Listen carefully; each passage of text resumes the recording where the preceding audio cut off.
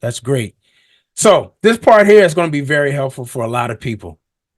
And this is what I know you guys and gals have been waiting on. Tips, advice, knowing what you know now, and this process that you share with us that has started since D1 year, first semester, knowing what you know now, what are some tips and advice that you would give to future or even current applicants who are aspiring to become board certified and do a pedo residency? What are the 4 or 5 things that they must do right now? Yeah. So 4 or 5 tips. I have a lot, but I'll narrow it down for you. We'll take them all. Let's go. Come on, let's go. I say I have this saying all the time, and one of the professors at Mahiri actually planted this seed in me, and it's to thine own self be true. And to me, that's important. Be true to yourself. Know your core values. Know yourself. It's important to know yourself. Like I said, I don't do anything that I don't want to do as far as putting myself in places and signing up for things that don't interest me. And pediatric dentistry is one of those things that you have to want to do it. Like you can't, it's not for everybody. No matter who you talk to, whether it's a general dentist, any other specialist, they look at it as crazy. Like, what are you doing? Why are you signing up for this? So, but kids are special. They're our future. And like I always say, for me, somebody told me to be the person you needed when you were younger. And a lot of times I see myself in so many of the young children and just being able to inspire them, and even, my future colleagues as well as, underclassmen, being able to give you all advice, and because that's what somebody did for me. People pay it forward. So my advice would be to be true to yourself, pay it forward when it's your time, get involved early. It's okay if you didn't want to be a pediatric dentist when you were 7 years old. That's okay. Like I said earlier, also, I didn't accept this path for myself until later into my career, but I'm so blessed that I did, because this is my purpose. This is exactly what I've been designated to do. I am walking in my purpose, and I truly feel that way. And it's once you get to that space in your journey, you'll realize it too, and you'll embrace it. Stay organized. Keep track of everything, whether that's your service involvement, your leadership involvement. Don't wait until the last minute to keep a track record of your involvement from first year through 4th year or 3rd year before you apply. Build genuine connections, not only with the faculty, but everybody. Because people, if you believe it or not, people talk. Like they talk, people speak about you, whether it's good or bad. Show up yourself, check yourself a lot though. Check you, make sure your energy is correct, because people feel that. And for me, like being a leader is natural. Connecting with children is natural. That's something that I just naturally do. So this is something that I'm just naturally walking into, because it's what's meant for me. And I tell my classmates who have also matched, we're 5 out of 5. So shout out to us, the class of 2024, for matching to our respective residencies. But what's meant for you is meant for you. No matter what happens, no matter what it may look like, no matter what challenges come up, what's for you is for you, regardless of the circumstances. And then I would leave you with, be your biggest advocate. Be your biggest advocate, because no one can advocate for you better than yourself. So be your biggest advocate, root for yourself, celebrate yourself, celebrate every win, no matter how big or small, because you deserve that. And this journey is a long one. So, and you've invested so far, so keep investing in yourself. Some great tips. Great tips. If you all didn't catch all of them, rewind, push pause, and go back. Great tips.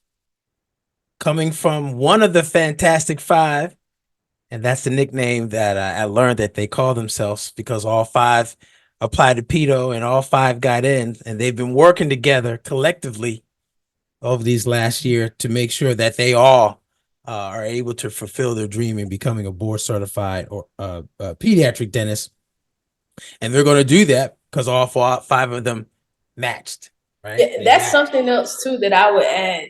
I would add to as advice. For us at Meharry, the pediatric, those of us who are interested in pediatric dentistry, we stuck together. And I didn't realize how invaluable that aspect of us sticking together and staying connected was until I went out and interviewed.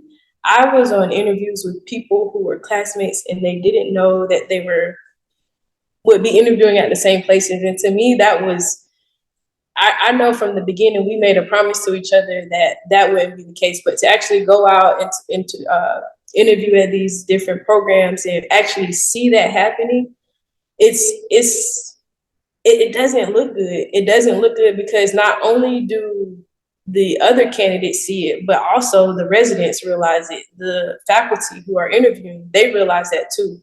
So I say all the time, people are angels for me. People are a blessing to me.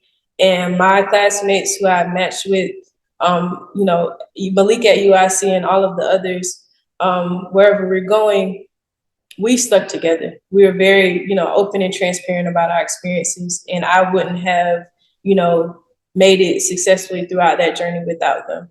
Yeah, that's a blessing in itself. There's an African proverb that says, if you want to go fast, go by yourself, do it alone. But if you want to go far, do it with a group of people. I have people on your team, and that includes the Fantastic Five. So, and plus, here's the other thing with pedo. Yes, it's very competitive. A lot of people are applying, but guess what? There's enough spots for everybody, right? May not be enough spots for everybody at the same time, but there's still enough spots for everybody, whether it's this year or next cycle or the cycle after that, right?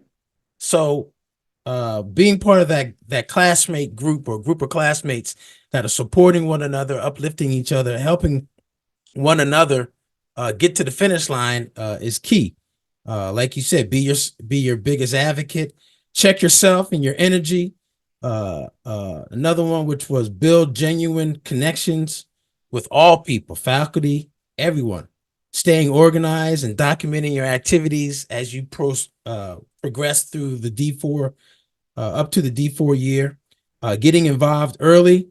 And the first one, which is the one I like as well, one of the ones that are top ones for me, which is be true to yourself first and foremost, because guess what? When you go to sleep at night, it's you who you have to look at. It's you who you have to answer the questions that your mind and that is asking you. It's you.